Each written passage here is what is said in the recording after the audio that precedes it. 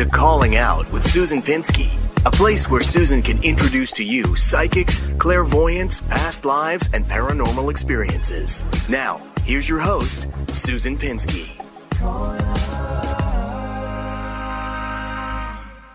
Happy holidays, everyone. It's Susan Pinsky. I hope this holiday season is going well for everybody. Today I have psychic medium AJ Barrera and forensic psychic Jennifer M. Shaffer joining cult expert FJ Lennon. And his expert is on research of cult psychology.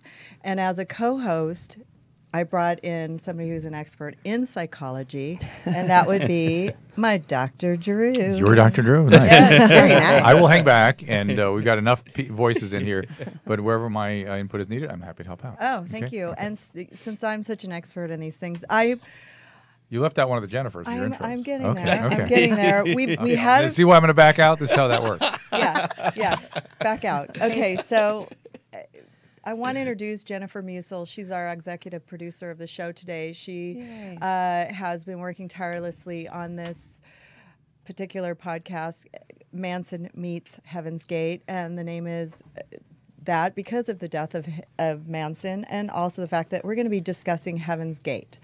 It's an interesting cult that she knows more about than I do, and she's brought her team of experts in to analyze it.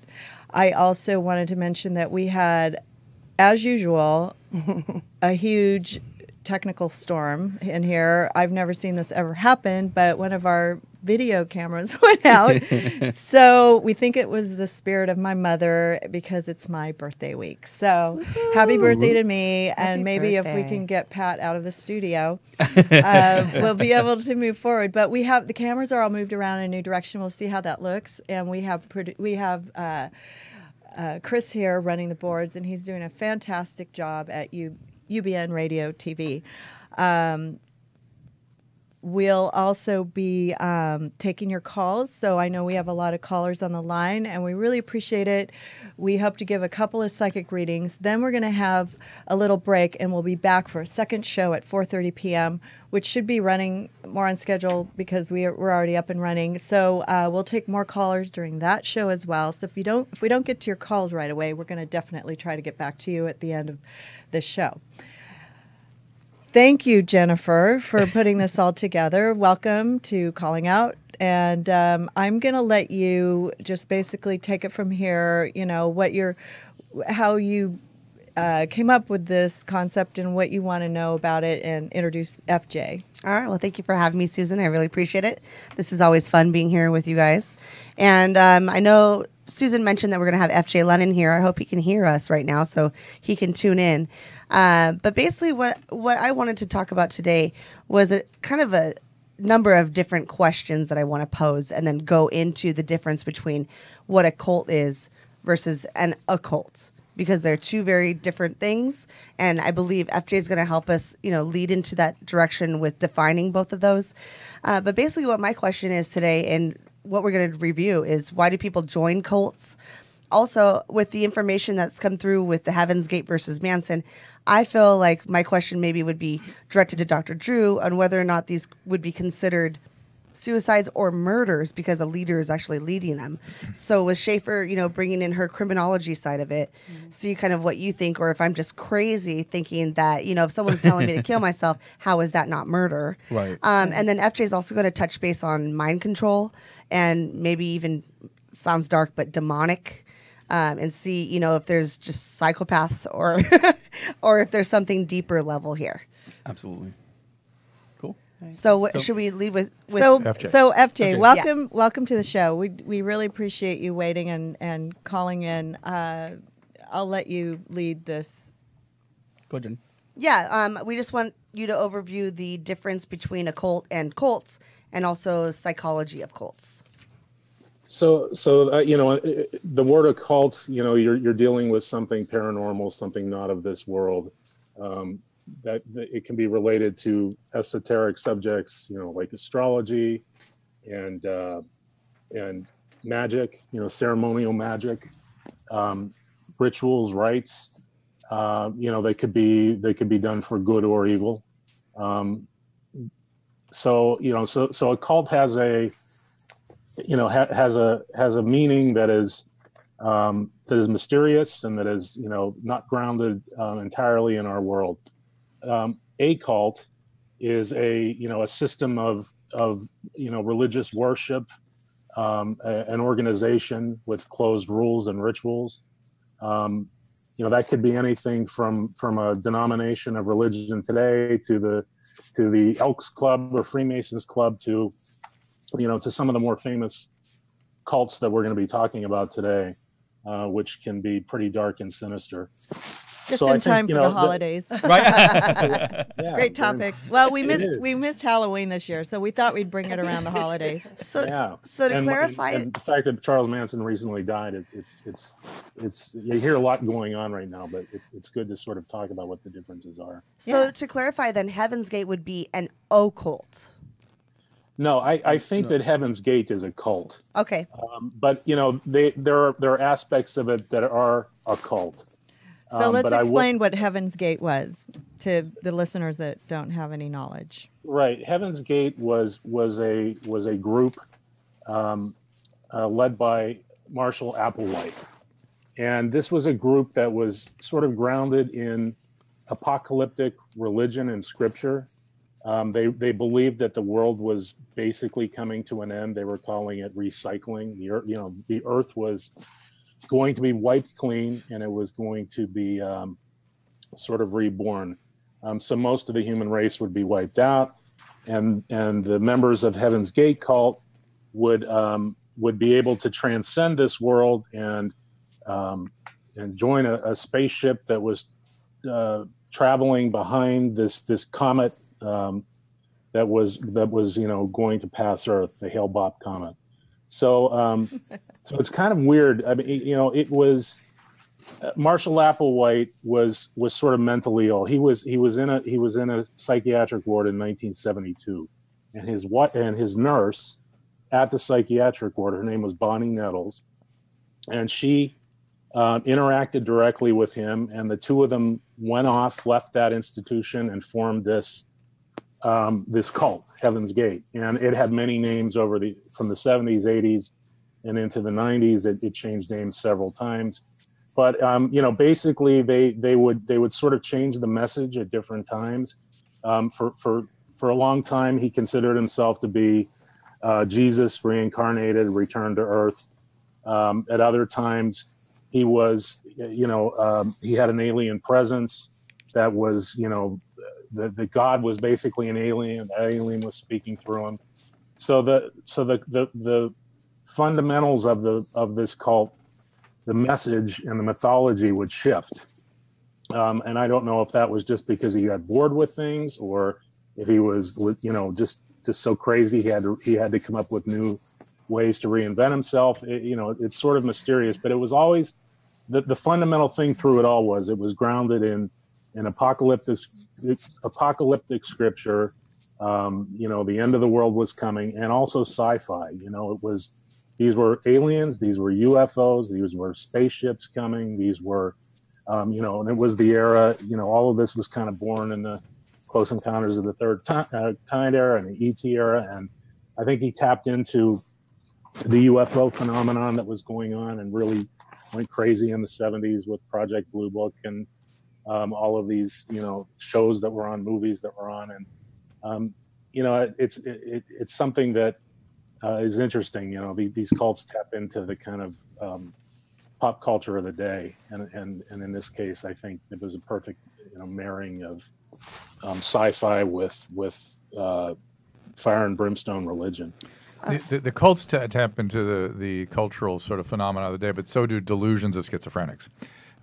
Before it was I'm Napoleon. In the 19th century, I'm Napoleon, and I'm here to lead the trench troops, or whatever it might be, or it's I'm aware. Whatever's going on in the culture, delusions pick up on that, and they do tend to shift. They'd rarely stay constant. So that's probably why he was shifting his focus. In fact, the fact that his delusional world was as fixed as it was is what's a little bit atypical. His usual flips all over the place, except the one thing, their identity as as God or Jesus or Napoleon or whatever, and then that somebody's beaming thoughts down into them. They have special privilege, relationship with aliens or the FBI or the CIA or whatever it might be. The really extraordinary thing is that other humans without schizophrenia would be persuaded by that. That's the fight that's so phenomenal. Yeah, that's a really fascinating thing to consider. And it's I know we're going to get into later the psychology behind why people fall prey to this. Let's go right into it. I think it's very relevant. It can be talked about endlessly. Well, why do kids believe in Santa Claus? It's a little different. It's a little different. Yeah, that's a little different. This is, in my experience, these are usually kids that are looking for an identity and a family. And a lot of these cults use a technique called love bombing, where they tell them how great they are and how wonderful they are, and they see something special in that person, and that's how they hook them. Well, did Manson think it was a cult, or did he feel like they were just family members, that they looked up to him and they had nowhere to go, basically, so they just collectively kind of led together with free love and... I mean, or do you think he considered it cult? I don't think I must imagine it's unusual for a cult leader to say, I'm leading a cult. Right. They would say, I'm leading a religion, leading an organization, I'm leading a group of enlightened individuals, whatever it might be. And also, FJ, it's always male. Kimmy Schmidt, the TV show, made great fun of this. Oh, yeah. And Kimmy Schmidt, one of her female friends, set up a cult, and it made her crazy because all the young males around her just... being disgusting the way males are. And she's like, this is not how it's supposed to work at all. There's always a male at the center, at least a couple or a male, and more often than not, so that male has access to young sexual objects. But now, be that as it may, what other than looking for identity in a family, is that's sort of a broad brush for describing people that fall. Aren't these cult leaders usually like sexual deviants too? No, that's a whole other topic. That's a different thing. But to answer the question about the family and the identity, FJ. Yeah, and I mean, there's other things too, which are 2/3 of people who are in cults are sort of deemed normal, psychologically normal. And I think there's always, there's really intelligent people in these cults. There are victims who want to, see the world as a terrible place that's always against them. There are the smart people who have giant egos. This is a place where they can go and feel that they are special and apart from the world. And the cult sees their specialness. People undergoing, tremendous change, whether it be divorce or breakups or losing a spouse or a child. I had heard that's a big piece of it. So it's big transitions, like people in their young 20s, for instance, or early late teens, or losses or changes. That's a vulnerable group right there. Yeah, I think everybody in their life goes through some crisis of faith or some. There's a point where I don't know when it was, in my 40s, I just realized, wow, the world's a rough place, and you kind of really grow up at that point, and that's when you're vulnerable, I think. And once they get you in, it's hard to get out, because then your whole worldview has to come crashing down, and they carefully craft it around you. We had Hoyt Richards on the show about cults, one of the beginning shows. We can probably release behind the paywall, and he was a football player at Harvard, right? He was a Harvard football player, and he had broken his leg and he couldn't play anymore, and he got picked up on the beach by this guy who became his mentor, and then he took him away. He became a top model. He ended up being taken away into this cult because I think, and this is my personal understanding, that he was depressed. I mean, he couldn't play football anymore, and it's more than just depression, because it's not as though, if you look at which is a giant 50% of the country gets depressed at one time or another, and yet only a small percentage gets victimized by these cults. Well, I kind of have a two-part question. One is that you said the psychology, or the psychiatry rather, of a patient and the nurse here with Applewhite. Yeah. Can you explain a little more about that? Well, there's nothing, there's no bigger violation for a medical provider to develop a relationship with a patient while they're a patient. I mean, some people would say, well, you can wait a year, you can wait 2 years. The safest way is once a patient, always a patient, and no duality in that relationship, especially for people in mental health institutions. You can't be their friend and their doctor, their friend and their nurse. You certainly can't be in a romantic relationship and be their nurse. That is, I don't know what kind of nurse she was. I can't imagine she was an RN. I can't imagine it. But whatever level of training she had, or whatever licensure she had, she would lose it all instantly at anyone becoming aware, and her job, and the potential of ever getting a job instantly with that behavior. So she's got she's got huge psychiatric problems herself that she would engage in that kind of behavior. And then my second part, where I don't want you guys to think I'm crazy, but what's the difference between, say, a political party and these cults? Aren't they also leading some worldview? The more interesting question is, and philosophers have addressed this, what's the difference between a religion and a cult? Right. And there are philosophers that say that, and FJ tilted at this a little bit. He mentioned that there some people believe that all religions start as a cult, but we have a negative tone. We think of cults as purely negative these days. So FJ, maybe sort of parse that out a little bit. Yeah, I mean, I if you look at religions, you know, that they address our fear of mortality, right? They give us something to believe in beyond this world, and you know, in the case of Heaven's Gate, that was certainly the case. You know, and they play to our ego, certainly. I mean, when we're in a religion, we look at other religions as, you know, somehow wrong. We might not despise them or hate them, but we believe we've got the answers that are going to get us through the gates of heaven, and the other people are probably going to get stuck somewhere because they don't quite follow the same you know, dogma as we do. And they're trying to save. But you do. But Jennifer, you did ask the corollary question is political organizations. Correct. And when you think about, you know, what creates this in the human being, why are humans prone to A, becoming someone who would lead a cult, and B, someone who would be persuaded by that and follow it? It probably has something to do with, you know, us forming coalitions and being able to. It creates cults outside of. Well, but I mean, think about it. You know, think about armies and navies. It's kind of we're able to sacrifice ourselves on behalf of the group, and so it must have had some adaptive advantage during evolutionary heritage, but it has this side effect that comes out. Well, when I looked up the definition of military and political party, I did find that the only correlation between the two was power. And so does that apply here with these cults? Or is it a different kind of power? I'm sighing because power conversation. FJ, I'll let you answer that because power is a very complicated topic. But go ahead, FJ. Yeah, it is really complicated. I think in the case of Manson and in the case of Applewhite, I think they believed their own nonsense that they spun. You know, I think Applewhite really believed he was some kind of messiah. Yeah. And I think Manson believed that he was going to take over the world. Like really? I think wow. Yeah. Oh yeah. But there's two. You see, when as a clinician, I hear two different phenomena. I hear one is the thought disorder, which is I believe aliens are going to get me or whatever, and that will go away when I put somebody on medication. But the I'm going to take over the world is a personality disorder, and that's in the realm of psychopathy, and that doesn't go away. Yeah. And it didn't go away. It didn't go away with Manson until the end. You could see, you know, even the last interviews he gave, he's completely narcissistic. He's completely delusional. Yeah. And you know, he was going to become famous one way or the other. He was going to be a rock star, or else he was going to do something else that would make him, you know, an icon. So how does he differ between Applewhite? Because clearly, if he was the sociopath, psychopath, does Applewhite fall into the same category, or do you think he was really doing something for the greater good of like enlightenment or ascension? At least that's what he thought he was trying to do. Yeah. And I want to get to Jennifer too about, you know, the Illuminati or social groups. So I want to veer that way.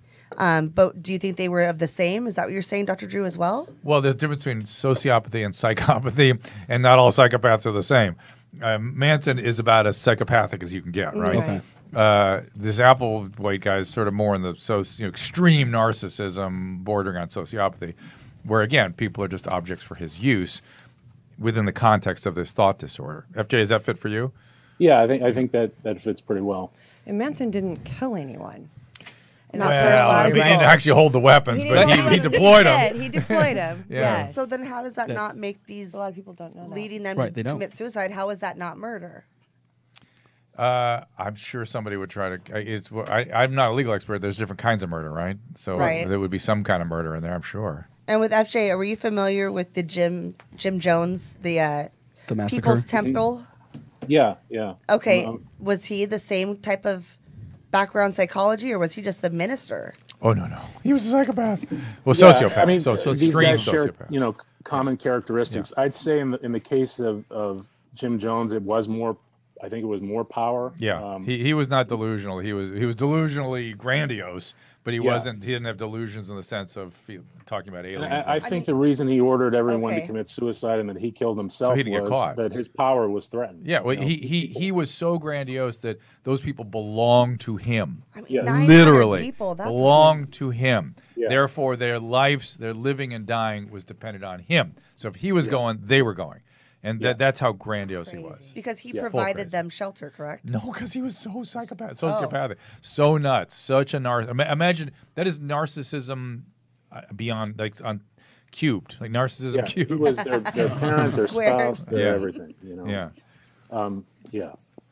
Well, this doesn't sound weird, but do you think, in some weird way, we're kind of joking around with it with the Heaven's Gate, but we're being serious. Like, in some ways, do they think that they brought this comet to happen like at this right time? Do they feel like they wished it, like in some weird to way, catch like the comet? Yeah, like it's Well, so that weird. is those called Manifested ideas it. of reference that people with thought disorders will think that they're making things happen out in the world. Right. That's part of their delusion sometimes. Yeah. Well, you guys, it puts a deadline on things. Yeah. Here comes a comet. Let's associate the end of the world with that, and Yeah. that gets us to our resolution. Mm-hmm. It's interesting in that case too.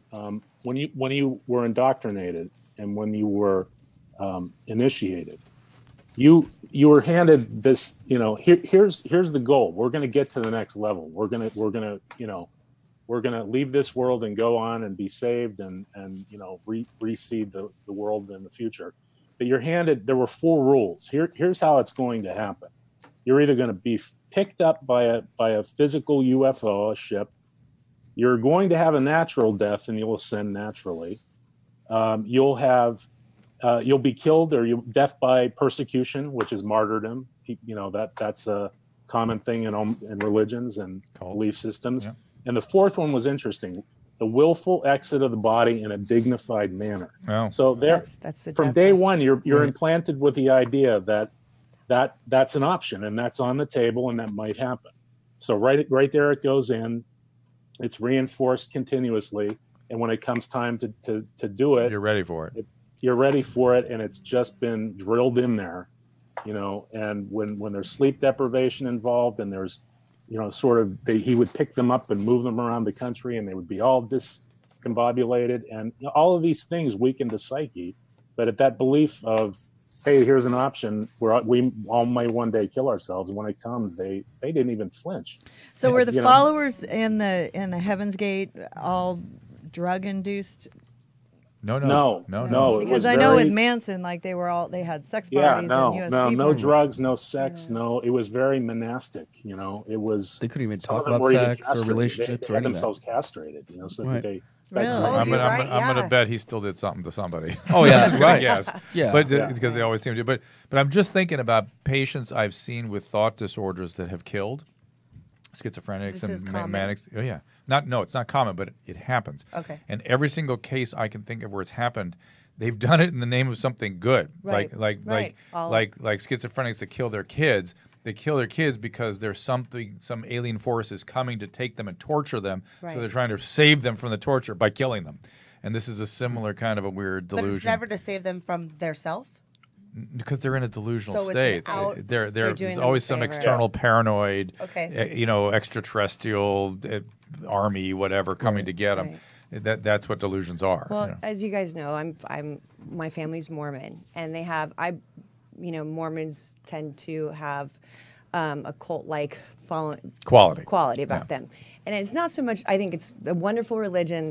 They're very family-oriented, but the offshoots, the ones that have, the one that Big Love was all about, this show, the series, where somebody is called to have more than one wife or more, more than a couple wives and lots of Again, children. those cults always seem to Again, benefit the male. Always strangely. Strange how that works. And always involves sex. I wonder how that works. More wives? That's a cult. I'll go for that cult. My husband said he'd be Mormon. Right, for sure. there you go.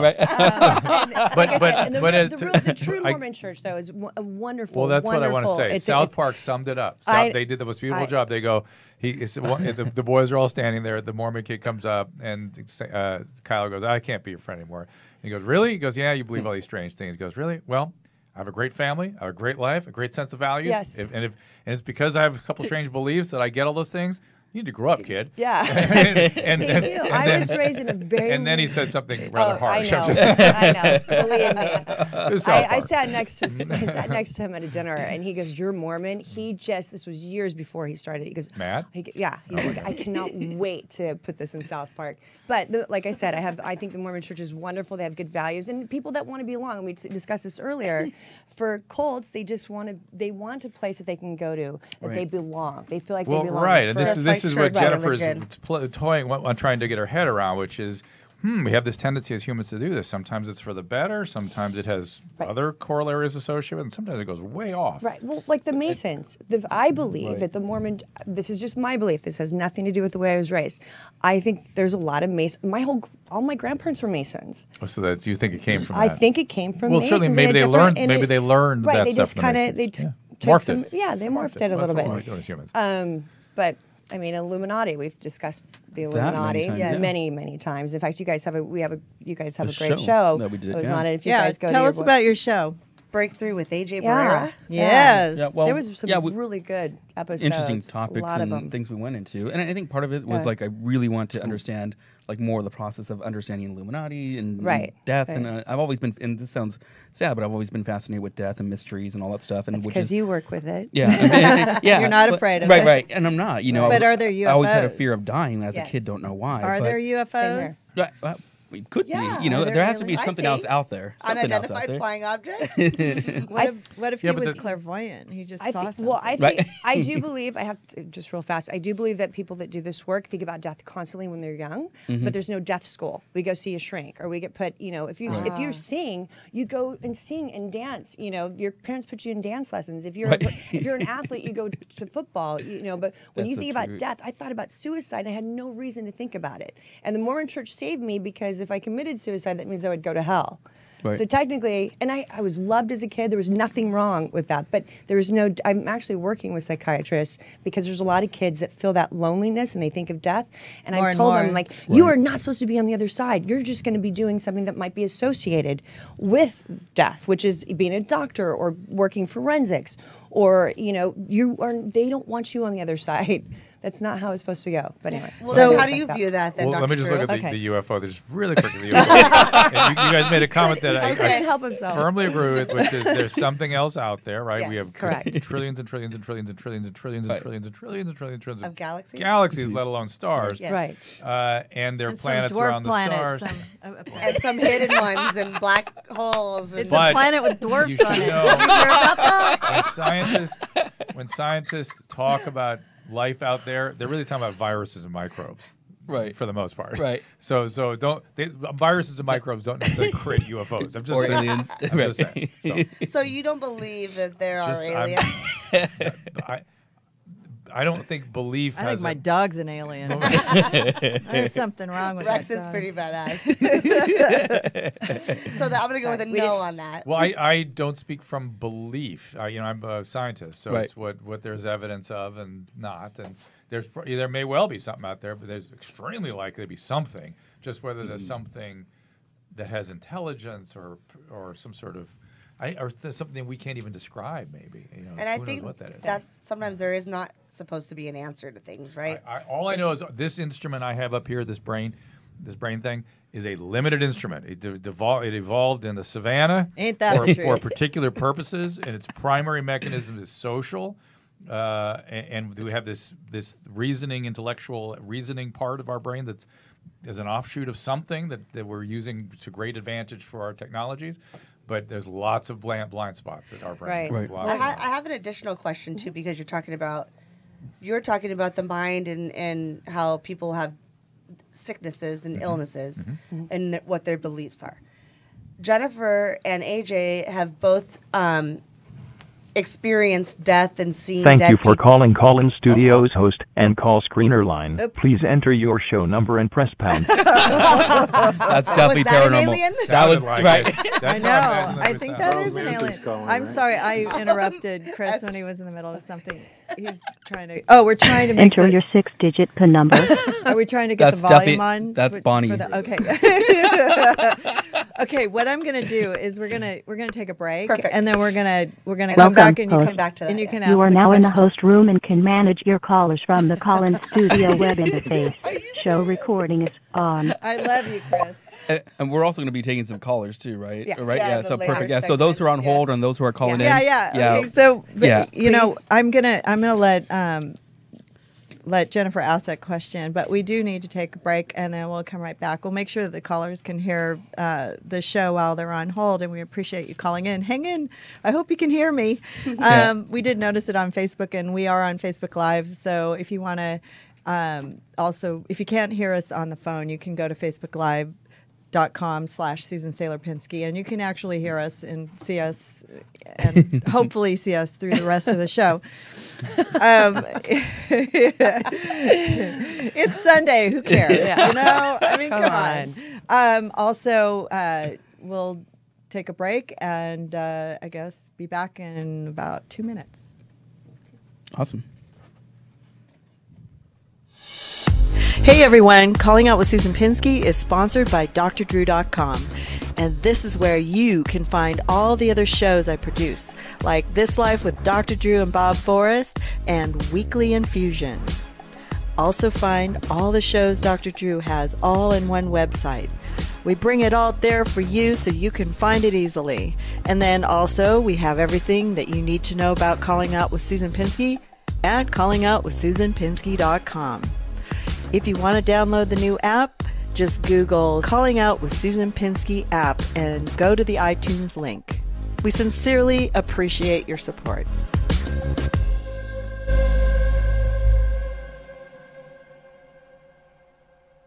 Well, we're back, and they just told me that was a great commercial, so I'm really proud of myself for that. Your husband made you blush. I know. I'm getting better at this. No, I just want to thank drdrew.com for supporting the show and all the sponsors that we have. Go to drdrew.com and find Calling Out with Susan Pinsky there. Yes, we are now on the drdrew.com Yay. platform. Oh. We don't have a picture I up. didn't even know that. That's good. We're in the knows you, Drew. we're in the corner next to the Teen Mom logo because but we do have all of Drew's podcasts all together on drdrew.com. He does so many things. I'm on that platform all day long. So I just want to thank drdrew.com for Can you supporting mention the show. last couple of ones that you've had with Elizabeth Smart, like that they can go in and watch? Yeah, you can find anything that he's done she knows. recently. also, anything that Drew's is done, you can find on fascinating, his Drew. Facebook. If you like Yes. Facebook, you can scroll down. You can also go to This Life Podcast, or you can go to Weekly Infusion. He's going to be super busy. He's actually going to be on TV this week, No, it's not going to air this week. next week. Nope. Can I say it? You know with Steve Harvey? Well, no. How about the? The what?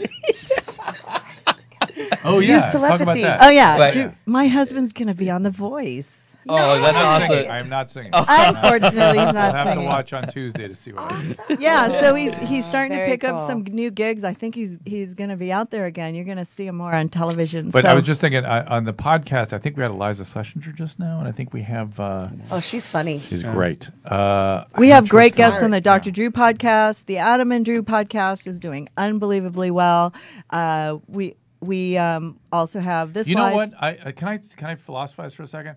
I was reading Scott Adams' book. He's got a book called Winning Bigly. No, I was reading Trust Me, I'm Lying by Ryan Holiday. Ryan Holiday is a friend of ours. He's Who we a just had dinner with. Stoic philosopher. I think he wants to be on this He's podcast. written a book called He really Trust wants Me, to I'm be on Lying, this and he's podcast. written a new.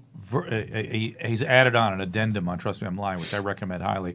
And in it, he was interviewing all these people that have manipulated the social media and all the crazy mob action, all the craziness of our world right now. Ryan sort of sees it and sort of anticipates it.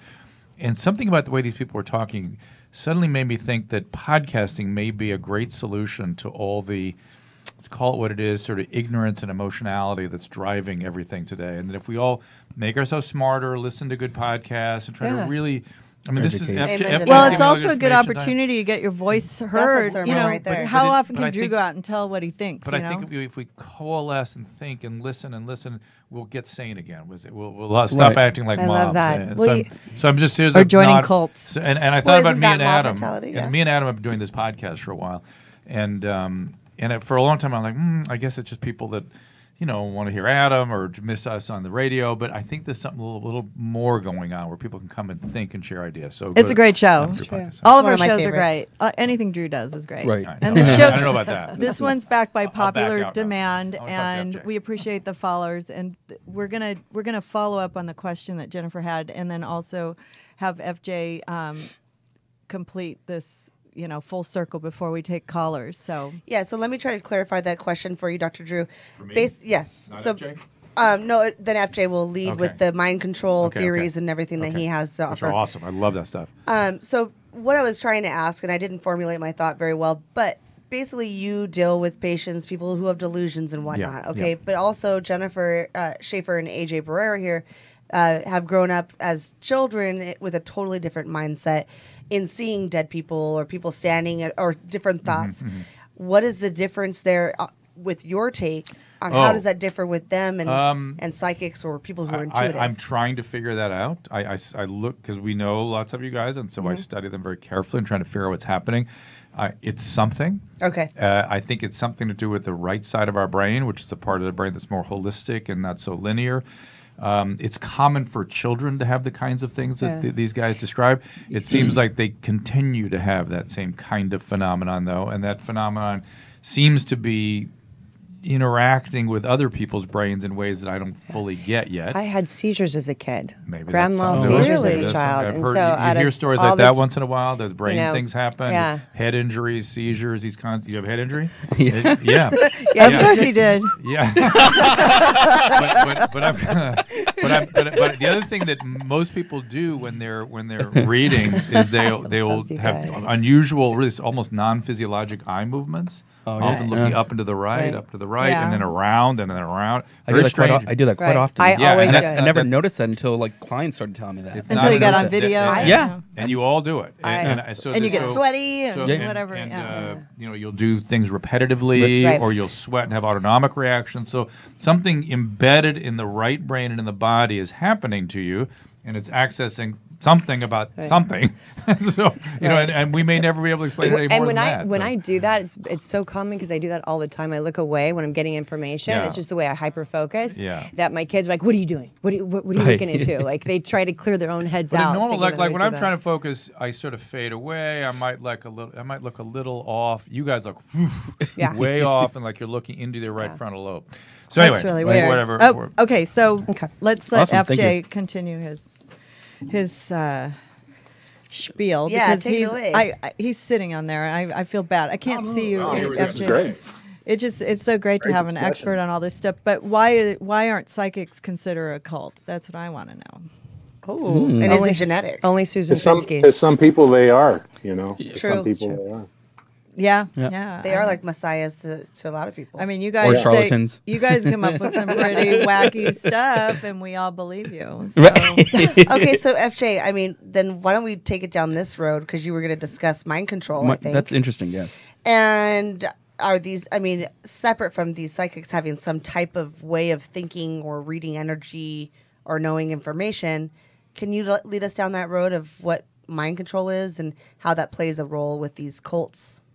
Yeah, and we kind of talked about, you know, anybody can end up in a cult just based on things that happen in their lives, right? So, you know, it doesn't mean all crazy weak people are in these cults, but so you're vulnerable and you are susceptible to a message, and that's what attracts you.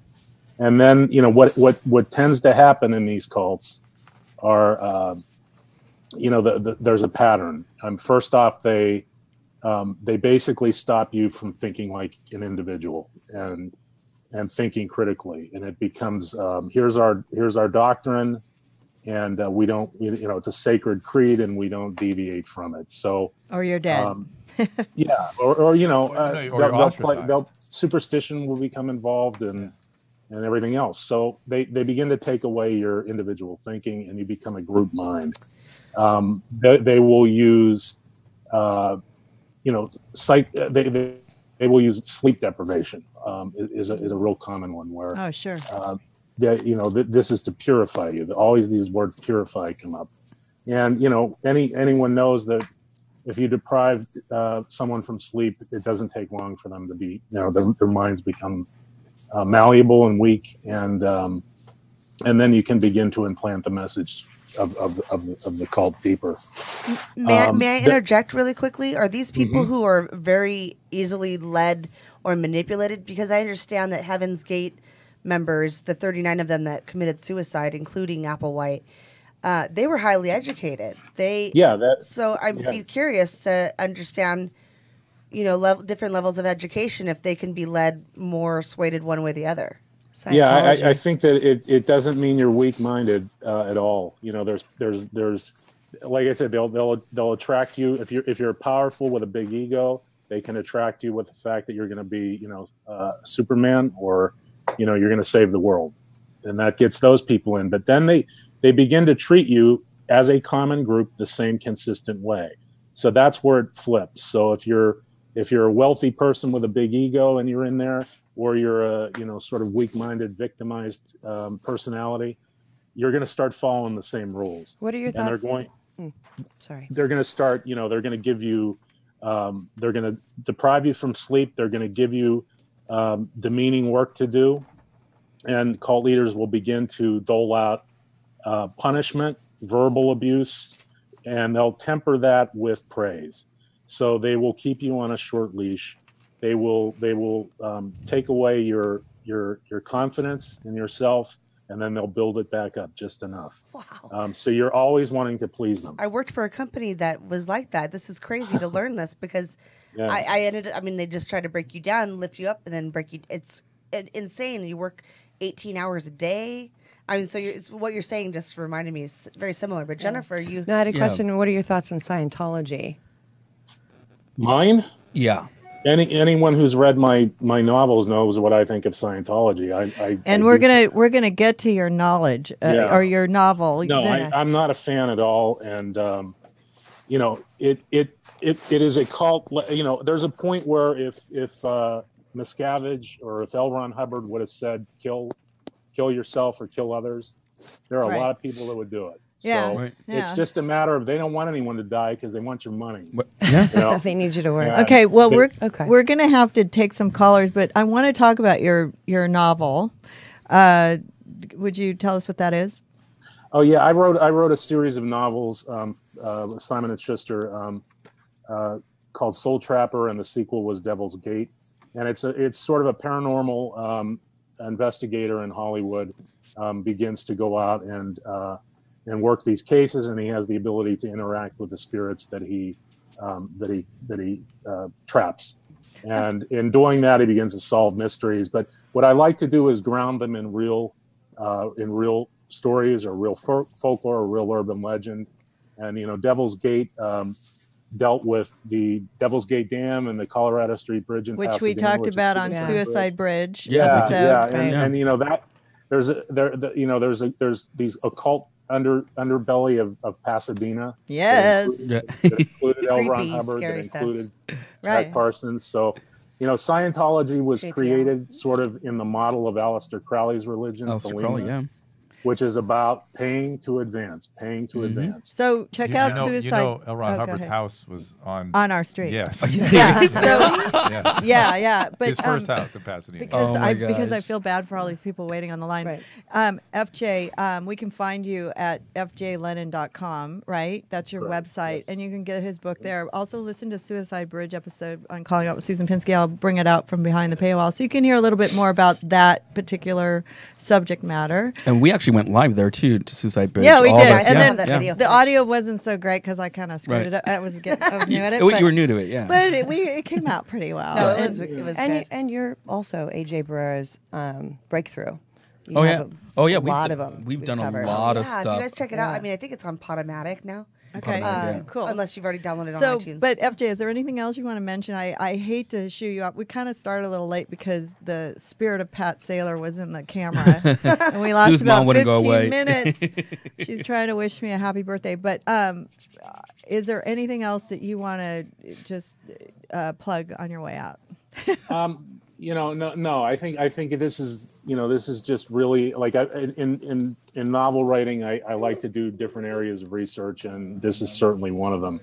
I think that anyone's susceptible to these kinds of things. And whether it's an organized religion, whether it's a social club, or whether it's a cult, a personality cult. You got to understand what is happening to you and how you're being drawn in.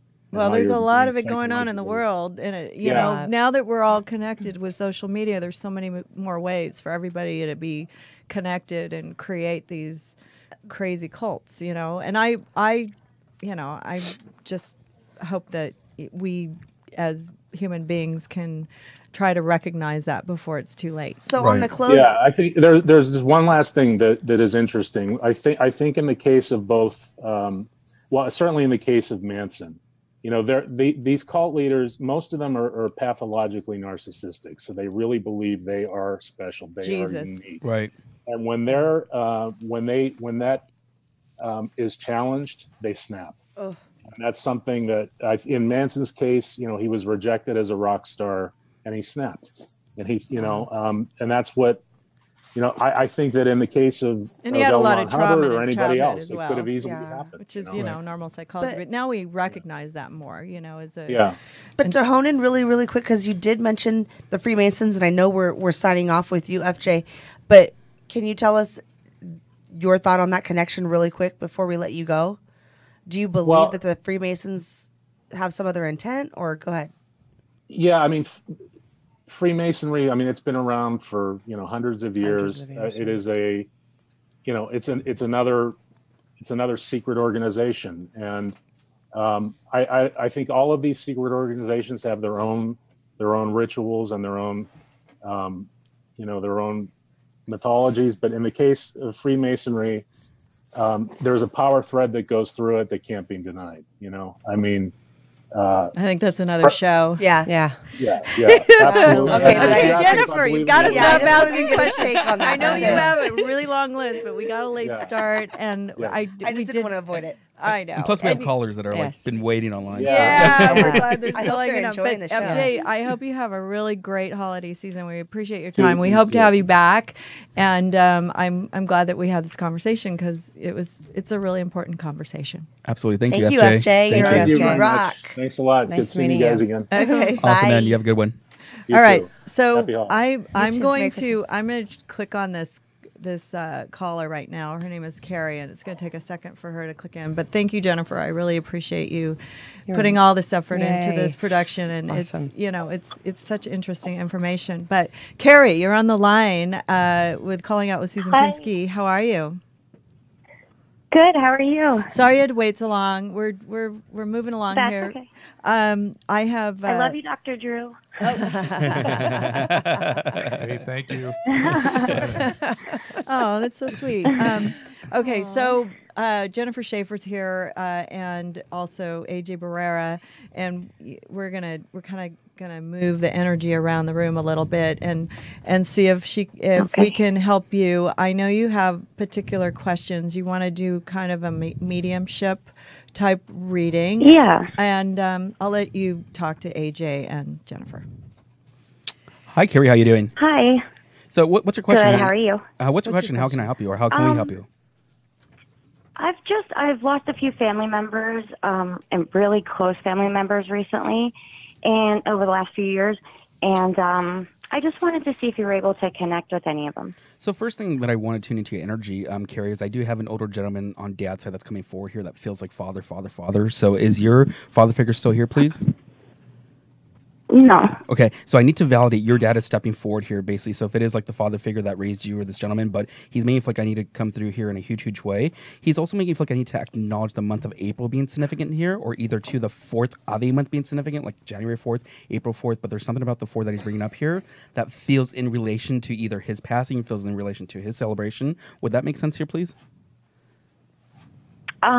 Close, yeah. Okay, and I feel like I feel like I need to identify you, because when he comes through, he's made it feel like he wants to shine this white light around you. Typically, white light represents like clarity, and I feel like he wants to express his love to you due to 2 things. Either there was a geological situation that happened here. Either you couldn't say goodbye to him, you couldn't be around him, or 2, there's more of a verbal thing. Like either he was asphyxiated, he couldn't communicate, but he wants to validate that he wants to let you know he's here with you today. Does that make sense? Yeah, I mean, I was with him when he passed. Okay, oh, go ahead.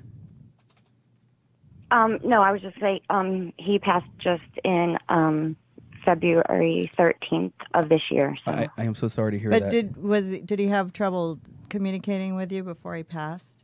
He was fully coherent, and as he was passing, he was fully coherent in his brain, but his body shut down. So he was talking to us up until the end, and then I could tell he was struggling to say something, and then he took his last breath. I really believe that he wants to validate more so, like, for you guys to be okay, to be quite honest, because I don't feel like he's like wants to say, oh, the wheel's underneath here, or there's money here, or whatnot. But I do believe it's his way of making sure that you know that you're strong enough to go through this process, because I just feel like the love is huge of how he comes through, and I just feel like in some ways that he needed to show it to you in many different ways. But I feel like spiritually, it seems like you're having difficulty trying to reconnect with this father figure. So I don't know if it means like you're not having dreams, you're not sensing him, but he wants to let me know that he is around you in a huge way, because he's talking about this ornament or whatever this ornament thing. So I don't know if you actually have something in honor of him on your tree, or you did something in honor of him for like the tree or the celebration or Hanukkah, but there's something about this that he wants to validate is thank you for doing this and thank you for honoring him in this form. I'm going to let you jump in, Jen, if you have anything that comes through, anything that steps forward here, Jen. Let's go back to the April thing really quick. Oh, yes, absolutely. Just in case she's having psychic amnesia. Did you say April was connected here, the month of April? Or something to do with the 4th? Or the 4th of a month being connected here? Oh, the 4th was February, I think. My birthday is June 4th. Okay. I mean. Yeah, so it's probably just his way identifying you and acknowledging that's his way coming through for you to identify you specifically. So I just feel like it's his way giving his love to you in a huge, huge way. So he's okay? Absolutely. I don't feel like there's any weird passing, any negative feeling. I don't get the feeling that, even though you said he was like deteriorating, not me, I believe it's his way just validating how he went at peace. Like he kind of just, the best way I want to say this is I'm going to say it in a very simple way that I just took my last breath is the impression that I get. Like I just went to sleep. And I just feel like he wants to let you know that he's not suffering and he's not in pain, because whatever this throat thing or non-communication thing is, I just really feel like it's making sure that you know that he can still communicate with you today. Yeah, because at the end he was trying to communicate. He got pancreatic cancer, and he was gone within a year. Yeah. So he was only 66. So he was fully, like brain-wise, he was fully, he knew who we were.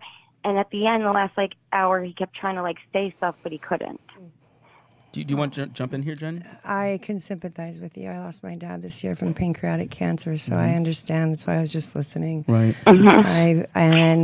When we found out, I lost my dad within a month. And so it's very, and I'm saying this to you because it's challenging when you feel like, especially I do this work, right? Now, it's challenging for me to believe that my dad is talking to me. But you have to really get out of your head and know that he's around. Know that your dad's around and he loves you and he knows that you have a burden as well. I don't know if it has to do with you were like, I don't know if you're it'd be like I'm the oldest daughter. See, there's a lot of things that, so I felt like I had a lot to deal with, and I feel like you have the same, correct? And so you're taking care of a lot. And so that's what I was picking up by your dad. And he wants you to know to reach out to people. Don't take that all on yourself. Okay? Okay. All right. Yeah, that makes a lot of sense. Is there something associated with your mother as well? Yeah, is your mother alive? Yes, and I feel like she gets signs, but I don't. Okay. So don't, he says that when you sleep, okay, thank you. He's seeing, that is when he talks to you, and you've had 2 dreams with him, correct? Yes, yeah. Uh-huh. Those were real. Yeah. Those are true. So please don't discount those. Okay. Okay. 'Cause I feel like every time I go to my mom's, I feel him there. But when I feel like when I'm at my house, like I just don't get anything. No. And I took care of him, never left his side the whole year he fought. So guess what? So my brother and sister weren't around. It's a frequency. Your heart is your frequency, your unique frequency to your father. You don't have to be anywhere. You can be outside of America. It doesn't even matter. It's a frequency. That's your calling card, and no one has that but you to your dad. So you might feel him more because there's more things that remind you of him at the house. But you can start bringing in your own memorabilia into your own house. Look at pictures. It's going to be hard. It's I still cry a lot. I'm trying not to. But now try to incorporate him and ask him for help. Just go, I need your help. I need your love. Lift me up. And I promise you'll start noticing that. Okay? Okay. He loves you. Okay. Yeah. And he's so Is anyone else going to happen to come through? You know what? We have to. Yeah, I'm gonna give you that, and then I just want to say two things really real quick. Yeah. Real quick. I wanted to say I don't know if Annie or Ann is connected here to you, either still living or passed over. Also, I have to say happy anniversary to your mom. So I don't know if it's her wedding anniversary that's coming up or just passed here, but he wants to give the anniversary to your mom, the love to your mom as well. So my God. Yeah. So just make note to both of those. Okay. It just passed. Okay. Yeah. So tell her happy anniversary. Just let her know that he's still celebrating the love on the other side. Okay. Okay, that's awesome. A lot of love to you. Alrighty. God bless you, Carrie. Bye, Carrie. Have a Thank great you so holiday. much. I really, really appreciate it. I hope that was helpful. You guys have a wonderful holiday. You too. You too. Merry Christmas. Happy Thanks. holidays. Bye. Or as Emily Barsh says, happy holidays. I love that. Okay, so this poor person has been on the line for an hour. So Oh my I'm gonna- gosh. I'm gonna Well, take thank her- you. This one, the next one, yeah. So hopefully this thing will take. Come on, baby. Come on, baby. You can do it. Okay. It gave me a little yellow thing. The technical situation here is always fun. No bueno today. Okay, I'm getting Spanish. Right. I know the Mexican guy doesn't know Spanish. He's the whitest Mexican guy I've ever met. Hola. Hola, señorita. I'm getting the beach ball of doom when I push talk. Can you get number 4 on the line? Can you do that for me, Chris? Thanks for making me laugh. Do you have a connection? Mine's being a dick. now we have parental on there. What? Yeah, with Elba. Elba, we're trying to get to you, but you've been there so long, the computer just decided to crap out on me. Oh, there we go. I think we got her. Awesome. Elba, are you there? Yes. Yay! Yes. Awesome. Hi, Elba. Okay, so now if we can keep the cameras. I know. Thank you so much. Thanks for listening. We're gonna let AJ. I know you probably want mediumship because that's what it looks like, but I'm going to let the two mediums tune in. Hi, Alba. How you doing? Hi. Hi. Is there? Hello? Yeah. Hi. Can you hear me? Yes, I can hear you. Keep Perfect. on breaking up, but I can hear you. Okay. So, what's the question? How can we help you? How can Jennifer and I help you? Well, I've been wanting to speak to my grandmother and my cousin. What's the grandmother? All right. I'm going to let Jennifer start with the grandmother then, because I'm not getting grandmother that's coming Okay, through. and I'm getting your grandmother. There's something with her chest area with how she passed. Alba? Like she felt sick? Yes. Okay. And was her heart I'm sorry. was it old? Was it declared like old age, but yet she just had a lot of things happen? No. Okay, are no, you on a speakerphone? Turn your speakerphone on. Okay. She showed me just to have her heart, and it felt like there was fluid. And so I don't know if that was in her lungs or around her heart. I know she had. I know she had. When I was younger, I know she had like a kind of. I want to say she must have had like a heart attack. Okay. When she went to the chest hospital. area. She had no. It's like they couldn't find her veins. Okay. And do you have her middle name, Alba, or do you have a name that's associated with your grandmother? Do I? Oh, no, I don't. My name is associated with an aunt from my father's side of the family. So she must be passed over then, right? My grandmother. Your aunt the on figure. your father's Well, my side. grandmother, my maternal grandmother, and my paternal grandmother. I believe they're both passed. They're both passed. Okay. Mhm. All right. Hold on a second. And which one of them was incredibly religious, correct? Oh yes, that's my mom. my mom's mother. Because I was just seeing a rosary. We've got to pinpoint the right grandma here. Yes. Okay. And what was? Yes. Can I ask her name? Because I work with names. Can you give me her name? Cruz. Her name is Cruz Guadalupe. I believe it was Cruz Guadalupe. Okay. And just I see her mate. She did. I know I don't like to say general things, but she loved to cook. Right? She's kneading some dough right now. She loved to cook. Did you hear about that? I don't remember. I mean, Do you know I always remember her like not cooking, but we would always go to her house, and she was always making. Her food was good. It was just, I was young. I was really young, so I can't really. Okay. But I do remember her always cooking for us in the morning. Oh, well, there was something that you really liked that she was making that she's just showing me. She's also mentioning she wants you to cook. Now, if somebody told me that, I probably wouldn't take it that well. So you cook. Did you cook? Actually. Go ahead. I cook. I love cooking. I was taught how to cook by my cousin. Okay. That, she raised. So, yeah, I love to cook. I cook a lot. You cook a lot. Okay. She's mentioning somebody that's not doing that. Okay. That's in your family that didn't get that gift from her of cooking. But she's probably my mom. I felt like it was going probably my mom. I don't like her cooking.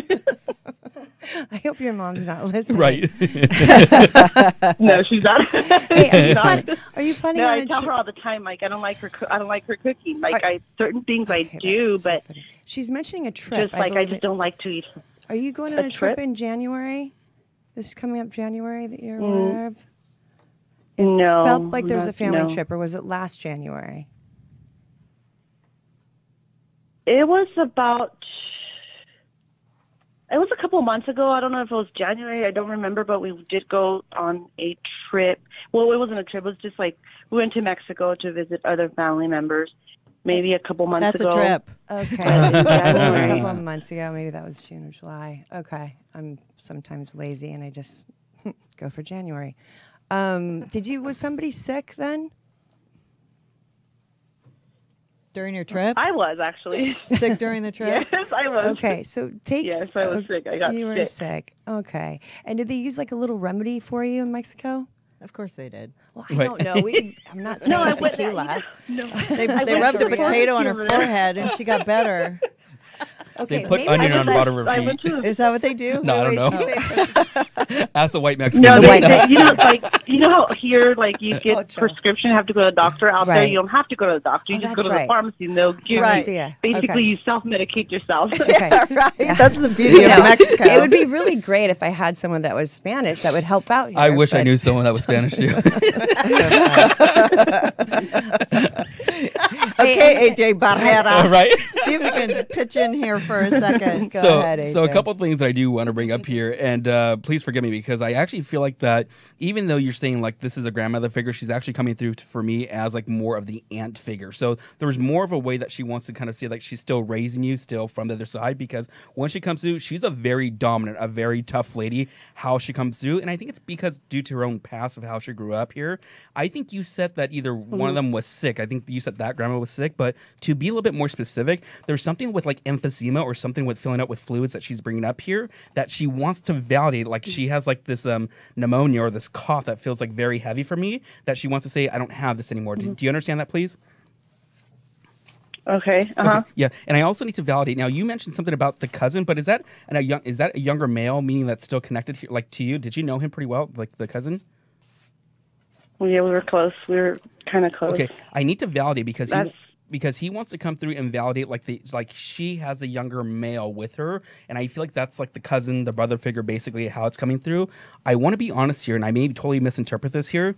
I don't know if there's still he's telling me there's still question marks regarding about his passing. So I don't know if either one, there was either some sort of either like drugs, there was some sort of overdose, but there's some sort of toxins in the body that he's bringing up toxicology around his death. Do you understand this, please? Yeah, but he committed suicide. Okay. Yeah, Don't tell me too much information, but there's something prior to that he's bringing up here that I feel like that he's taking obviously responsibility for this, which is why I feel like there's still questions around his passing, because I'm not getting this as like saying he was mentally ill or whatnot. Oh yes. Yes. Okay. Yes, just totally. He was, when he did it, he was totally intoxicated. Okay. He was intoxicated. Okay. I need to validate that he wants to say that I don't have this in my system, and I feel like this was like I want to say a snap moment, but obviously I'm going to be quite frank here. I actually feel like he's done this like couple times, like 2 or 3 times, that he tried to take his own life, and it became like, holy crap, nothing's happening. I really believe that he did not mean to do this, but I don't think he even thought this was going to happen in a form that he wants to say, I'm sorry. And I need to let his mom know that he says I'm sorry to her for leaving like a mountains of regrets behind, because I really feel like when you and the hurt, because I feel like when this happened here about his passing, when we found out about it, it feels like that we opened up a can of worms, like Pandora's box. Is like, holy crap, there's more to the story than we really knew about him. You know what I mean? Yeah. And he's validating. I don't actually talk. I don't talk to his mom right now. We haven't talked in years. Just make note. I think this is going to be a way that you guys are going to somehow be affiliated or connect here. And he's also bringing up for me to talk about your mom's side of the family. So I know mom is still living, which I believe you said this. So I know December is significant here. Like the month of December is a birthday that's connected here. Am I correct? Or two? I'm sorry? It's my birthday. Okay, yeah. So Happy birthday. December 26th is my birthday. Okay, yeah. So I think this is your grandma's way and your cousin's way validating you and wishing you happy birthday, because it makes you feel like it's huge for you as well. And they're also making you feel like, and I don't want to sound rude about this. I don't know where I'm going with this, but I'm not a big Star Wars fan. I never watched Star Wars, and people are going to be shocked, to be quite honest, and they're going to hate me for saying that. But he just ruined our ratings, right? But Chewbacca. So I don't know if someone's named Chewie or Chewbacca, or there's a weird Chewbacca story that I need to bring up here. I don't know where this is at, but I feel like he's bringing up here that I need to laugh about the person who goes by Chewbacca or Chewie or whatever this weird the space alien thing is. I don't know what it is. I don't remember. Probably. I mean, I have a my brother-in-law, they call him Chewy. Okay, yeah. So I think in some funny way, I need to acknowledge him, basically. It might be his way, either one. I'm going to be quite honest here. I'm not a doctor. I'm not a physician. I don't diagnose. But there might be something medical-wise I need to look. Yeah, something about medical I need to look into him. His heart. Yeah, I would say his heart, or his either I feel it's more respiratory, some sort of blockage. But he seems fairly young, though, for him to having this, which is why I don't want to say this is what's going on here. But he's in his 40s. Yeah, just have it checked out. He's in his 40s. He doesn't like going to the doctors, correct? I don't think so. He never does. He doesn't go to the doctor. I've never known him to go to the doctor. Okay. Okay. Yeah, just make note about it. That's all I'm going to say. It could have been something that he was born with, like a preconceived medical. Like I could see something. Oh my God! Yes, I know who. Oh God. I know. Okay, it's not. It's not my brother-in-law. It's my nephew. Your nephew. Okay, and he was born with a congenital heart disease. And, okay. He's 22 right now. That's what you're picking up. Yeah. Okay. I see. And okay. Okay. I know who it is. He's getting right. So I hate to cut you short, but I want to take one more caller before we give up here. I just have one more question. I just have one more question. Okay. One more. We're supposed to get married this next year, but I don't know what's going on with it. Can you just tell me some insight? Oh my God, that's an hour conversation. I'm like, don't do it. That'll help. If you have feelings of doubt, there's a good chance you should put it off and decide when you're ready. Absolutely. That's my intake. I mean, this should be the happiest time. Yeah. So, but I I mean, we do have to kind of close up the show. So because we have another one right and you after don't get this. your money back from those venues, so you better make the decision. Yeah. No, seriously, yeah. I mean, I joke, but I'm not. Like, make sure it's the one. Do it. Make sure it's the one. But I'd love to. That'll be like a 15-minute conversation, I think. So what you need to do is, if you want to get a great psychic reading, you can call AJ Barrera in person. Barrera. And, or any It's of a lot our, easier to say Barrera. Any of our clairvoyants on the show, and get a reading. Like go get an hour, sit down, because this is just an opportunity for you to see how it feels, and go over the things that we spoke to you about, and just kind of sit with that a little bit and try to use it to your advantage. You seem to perk up when we made fun of your family's cooking, and that's always a good thing, because we like to bring laughter and happiness, with the spirits, because they are around you and they do love you. So I hope that's okay. I appreciate your time, and I hope that you call back again. All right. Bye, Alba. Tell us what happens with the wedding. Bye. So before we go, we have somebody on the line who is a former Army officer and made a connection between people in the military and cult leaders. Oh, wow. Yeah. Awesome. So really quickly, hi, how are you doing? So Hello, how's it going? Oh my gosh, hi. We're going to be really quick about this because we're running behind, but it's okay. And then we're going to clear all the callers that are waiting online. I'm sorry, because we have another thing we have to do, but no, we're not going to clear all the callers, but we are going to do a special reading with somebody right after this. So stay tuned. Okay. This is great. So ask your question. Okay. Hi, how's it going, everybody? It's going I wrote down my question, so we're good to go. Okay. So I didn't realize that the complete context of your show, I didn't realize it was like fortune telling. And I don't want to insult anybody, but anyways, I'm a former Army officer, and now I'm a social worker. And there's a certain personality that over time nudges out a lot of other personalities in the military. Career officers, I believe, will always be different than the general public who are forced into duties in time of crisis like World War II.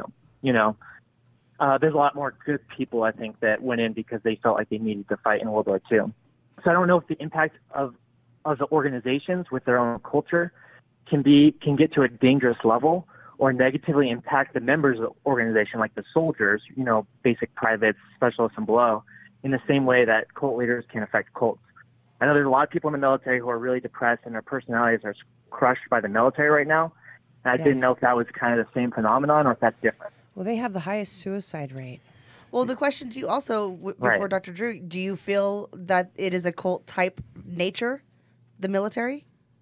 I don't know if it's necessarily a cult type nature, but I have a lot of friends who, can be intellectual people who are really interested in things and stuff. And it gets to the point where it's not, people don't necessarily want to commit suicide. It's just, they get to the point where it's like, if I do whatever.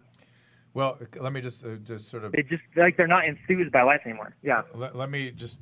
the depression and why depression, I can't answer. Somebody needs to study that. But the correlation between cult phenomena and, say, military, let's just throw out a couple of sort of notions. One was that at the core, a cult is losing a sense of identity of self to the whole, which is really what military is all about. Yes, sir. And...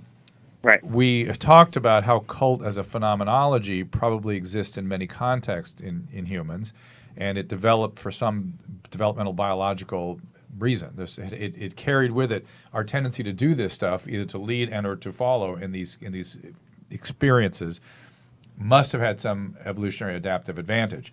And if you think that way, the ability to form coalitions and subsume the self to a whole allowed groups to form and take over and conquer other groups, right? So that there is an evolutionary advantage for those humans that did that and then reproduced.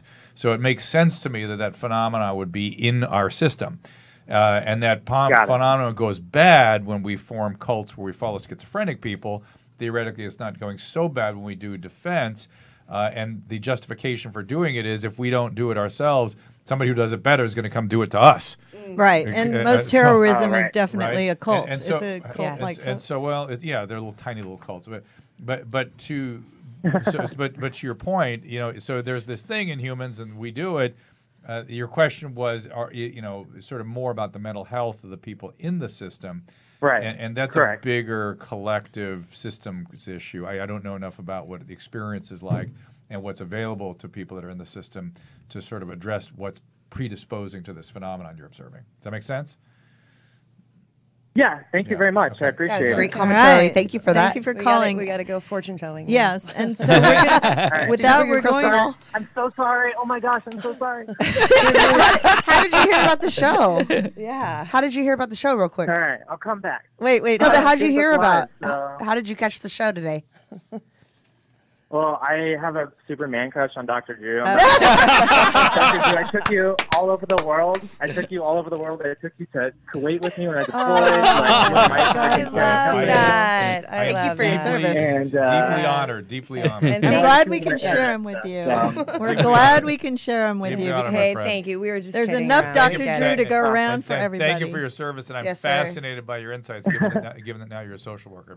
It's pretty amazing. Keep doing Yeah. good work. Thank you for sharing that. So cool. So Thank cool. you. So No problem. anyways, everybody stick around. There's going to be another podcast after this or two. We're having a Lollapalooza podcast tonight. So this is like, the longest Potapalooza. We have more spectacular psychics coming up and guests, and also I want to thank AJ Barrera. Yes, our white Mexican. Yes, and Jennifer Shaffer for bringing their third eye into the studio, as well as the executive producer du jour, Jennifer Musil, who brought content, and FJ Lennon. You can find them all at their websites .com. Everything will be available on the website. And thank you, Dr. Drew. Thank Yeah, you, thank And you, Dr. Drew. DrDrew.com Couldn't have done it for without you. joining us. And until next week, or until 10 minutes from now, Happy holidays. have a Happy great holidays. holiday. Okay, so I really appreciate you. Thanks for listening to Calling Out with Susan Pinsky. Follow Susan on Twitter or Instagram at First Lady of Love. And check callingoutwithsusanpinsky.com for all the latest info and links to our cast of clairvoyants.